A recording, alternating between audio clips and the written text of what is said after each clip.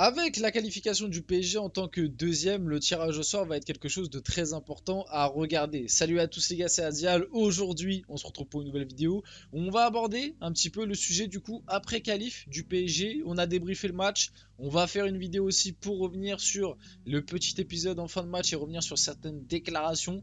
Une petite vidéo plutôt sympa. Normalement, tout ça va être sorti sur la chaîne aujourd'hui. N'hésitez pas à aller voir si ça vous intéresse. Aujourd'hui, dans cette vidéo, on va se concentrer surtout sur le potentiel adversaire du PSG en huitième de finale de Ligue des Champions, et même on pourra parler un peu plus global du tirage, des qualifiés, etc. Qui le PSG va tirer du coup en huitième de finale de Ligue des Champions? Et bah il n'y a pas de suspense, ça va encore une fois être une grosse équipe, à part si tu as un petit peu de chance. Donc avant que la vidéo commence, comme d'habitude, n'hésitez pas à liker. N'hésitez pas à partager et à vous abonner, ça fait plaisir et ça aide pour le développement de la chaîne. Et puis on peut y aller dès maintenant, rentrons dans le vif du sujet, parlons de ce tirage de Ligue des Champions. Donc vite fait aussi pour rappeler, le tirage au sort, donc il y a les 16 qualifiés pour le 8e de finale. Le tirage au sort sera lundi à midi, donc je pense que on refera une vidéo lundi une fois que le tirage au sort sera fait. Pour rappel, voici les 3 règles qui s'appliqueront au tirage. Les premiers seront opposés aux deuxièmes, on connaît. Les clubs d'un même pays ne pourront pas s'affronter parce que c'est les huitièmes de finale, ça on connaît aussi. Deux équipes du même groupe ne pourront pas s'affronter. Et du coup, quel tirage vous espérez pour votre club de cœur? D'ailleurs, n'hésitez pas dans les commentaires à me dire si vous êtes supporter d'un autre club du PSG, que ce soit, je sais pas, Dortmund, le Barça, le Real, etc., City. N'hésitez pas à me dire dans les commentaires quel tirage vous voulez pour votre club de cœur. Et du coup, les supporters parisiens aussi, voilà, parce que moi je vais vous donner mon avis un petit peu sur le tirage et qui j'aimerais voir, donc n'hésitez pas à faire de même. Donc les premiers, on a le Bayern, on a Arsenal, on a le Real Madrid, on a la Real Sociedad, on a l'Atlético Madrid, Dortmund bien évidemment, hein, qu'on finit devant nous, Manchester City, le FC Barcelone. De l'autre côté, en deuxième, on a Copenhague, le PSV, le Napoli, l'Inter, la Lazio, le PSG, RB Leipzig et Porto. Tu vois quand même une différence entre premier et deuxième, quoi. Encore une fois, je vais pas relancer le débat dans cette vidéo parce que j'en ai énormément parlé dans deux autres qui sont sortis aujourd'hui. Mais l'importance d'aller gagner à Dortmund et de finir premier pour le PSG, elle va faire la différence sur ce tirage et elle va faire la différence sur les huitièmes de Ligue des Champions. Encore une fois, c'est un problème qu'on a depuis pas mal d'années de se contenter seulement de la qualification et de se contenter seulement de la deuxième place de groupe. Ça fait quand même 3 ans d'affilée que le PSG finit deuxième de poule de Ligue des Champions, et bizarrement ça fait 3 ans d'affilée qu'on tire des gros. Alors certains vont me dire, même quand on finissait premier on tirait des gros. Oui, ça c'était un manque de chance, mais quand tu finis deuxième, tu ne dois pas te plaindre de tirer un gros. Je suis désolé, je vais prendre l'exemple de l'année dernière, tu finis deuxième derrière Benfica, tout le monde était content, tout le monde était là pour dire c'est pas grave, de toute façon pour gagner la Ligue des Champions faut battre tout le monde. Non les gars, ça fonctionne pas comme ça, parce que quand tu vois après le tirage qu'a eu Benfica, Benfica est tombé sur Bruges en 8ème, et Benfica après en quart de finale ils sont tombés dans le côté facile, entre guillemets facile par rapport à l'autre côté. De l'autre côté il y avait le Bayern, City, le Real et Chelsea, etc. Et d'un côté, le côté de Benfica, c'était Benfica AC Milan, et après Inter Napoli. Donc vous voyez quand même que, entre guillemets, c'était un côté un petit peu plus simple, en tout cas à l'échelle peut-être d'un PSG. Le PSG avait peut-être un parcours un peu plus simple que les autres années s'ils avaient fini premier l'année dernière. Et cette année, encore une fois, on va s'en mordre les doigts, vous allez voir, parce qu'en plus, j'ai pas mis là il me semble pas qu'il y a dans les screens, mais en termes de probabilité, les deux clubs sur lesquels on a le plus de probabilité de tomber, c'est le Bayern et Manchester City. Et encore une fois, je pense que ça va être pour nous. Et si on a l'un des deux, on ne passera pas. Vite fait, du coup, faire un petit pronostic. Donc, bien évidemment, moi, dans un scénario parfait, je pense que les équipes les plus abordables pour le PSG actuellement, de ce que j'ai vu en Ligue des Champions, c'est la Real Sociedad. Alors, la Real Sociedad qui finit premier de sa poule devant l'Inter, donc vraiment aucun manque de respect, à ne pas sous-estimer.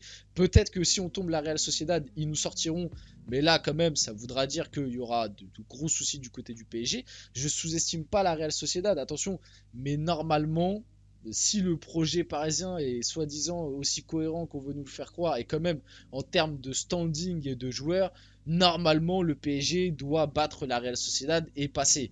Donc la Real Sociedad, ce serait le tirage parfait. L'Atlético aussi, je prends, parce que je vois quand même pas mal de matchs de l'Atlético cette saison. Alors il y a des choses sympas à l'Atlético, c'est une équipe plutôt pas mal qui va jouer les premières places de Liga un petit peu comme d'habitude, mais je pense que l'Atlético de cette année est peut-être un petit peu plus prenable sur une double confrontation parce qu'ils sont un petit peu plus fragiles défensivement et offensivement, ils n'ont pas non plus des armes de ouf. Donc je pense que le PSG peut passer contre l'Atlético. Donc c'est les deux tirages entre guillemets favoris. Dortmund on peut pas les avoir. Bien évidemment les pires tirages ce serait le Bayern, le Real et Manchester City de loin. Et après tu as les deux tirages que j'appelle un petit peu mid, c'est-à-dire que ce sera du 50-50, c'est Arsenal et le Barça. Pour moi à l'heure actuelle s'il y a un Arsenal PSG, alors Arsenal a une bien meilleure forme et montre de plus belles choses que le PSG, mais dans un contexte Arsenal, ils sont en train d'apprendre, ils sont de retour en Ligue des Champions, une équipe jeune, on l'a vu l'année dernière sur la fin de saison, ils se sont écroulés dès que Manchester City a entre guillemets activé le rouleau compresseur. Donc je pense que si le PSG a un petit gain de forme face à ce Arsenal là qui est au début, vraiment au début de sa reconstruction et de son épopée européenne, je pense que ça peut être un 50-50. Attention, je suis pas en train de dire que si le PSG a un petit regain de forme, le PSG va se qualifier. Je suis en train de dire que si le PSG a un petit regain de forme, ce sera un 50-50. Et du côté du Barça, actuellement le Barça, je les débriefe assez souvent, je parle quand même assez souvent sur la chaîne du Barça.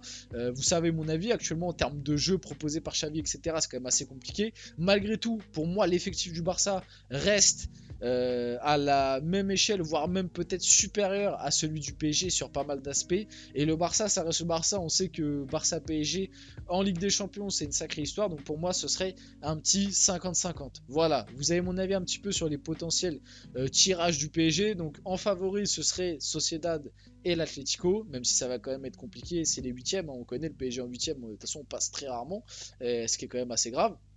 Ce qui est un petit peu moyen, ce qui serait du 50-50, ce serait Barça-Arsenal. Et là où le PSG, je pense, on ne passerait pas, ce serait le Bayern, le Real et City. Donc on verra ça lundi. Mes petits pronos, vas-y, si je dois faire un petit prono. Moi, je sens bien. En fait, il y a tellement d'affiches qu'on a déjà vues, mais moi, je sens bien le PSG Bayern encore une fois, hein. Je sais pas pourquoi, je le sens venir encore une fois, le PSG Bayern, parce qu'il y a des histoires. Le retour de Tourelle. Je sais pas pourquoi, un PSG Bayern, peut-être la vengeance du PSG par rapport à l'année dernière, même si j'y crois moyen, mais ouais, PSG Bayern, et d'après en plus les statistiques, parce que comme en tant que deuxième, il y a plusieurs clubs allemands, enfin il y a plusieurs clubs allemands, il y a Leipzig en fait, il n'y en a pas d'autres, oui non il n'y en a pas d'autres, je sais pas pourquoi, mais avec les statistiques en fait le Bayern est l'équipe que le PSG a le plus de chances de tirer, je crois c'est 18% alors que les autres c'est 14%. Donc je sens encore un Bayern PSG. En tout cas, Warren Zaïre-Emery a réagi. Il a dit on a peur de personne, peu importe le tirage, on est prêt. Warren, calme-toi. Ok, en ce moment t'es chaud. Peut-être que toi, Warren, tu as peur de personne, mais je peux t'assurer que ton capitaine derrière toi qui joue défenseur central, je dirais pas son nom, juste il est capitaine, il est brésilien, il a des petites bouclettes. Lui, je peux te dire qu'il a pas peur de personne. Et les dernières saisons nous l'ont prouvé. Il a pas peur de personne et fais attention à ce qui se passe dans son slip, tu pourrais être surpris. Luis Enrique, aucune des équipes voudra tirer le PSG lors du tirage au sort, demandez-leur. Bon, ça par contre, c'est une réalité et vite fait, je remonte. On va pas se mentir que t'es premier de poule, tu tires le PSG ou l'Inter, oh, tu tires la gueule. Ah, je vais pas te mentir, tu tires la gueule parce que malgré tout, on peut dire ce qu'on veut du PSG. Le PSG avec l'Inter, ça reste les deux gros de ces deuxièmes entre guillemets par rapport aux autres, on va dire, sans manquer de respect aux autres équipes. Et je pense que quand tu finis premier de poule, t'espères en tout cas en huitième avoir un tirage un peu plus facile. Tu tombes sur le PSG ou l'Inter, t'es quand même un petit peu, voilà, ça te dérange un petit peu et t'es pas au mieux. Vite fait, pour finir la vidéo, parce que c'est la dernière petite actu, et on pourra conclure tranquillement. Nasser Al-Khelaifi n'est pas insatisfait de Luis Enrique malgré la seconde place au classement du groupe F. L'objectif était de finir premier du groupe. Ah bon, c'est bizarre, j'ai pas vu ça dans les 10 dernières minutes du match face à Dortmund, mais bref. On est qualifié, c'était compliqué avec le match contre Milan.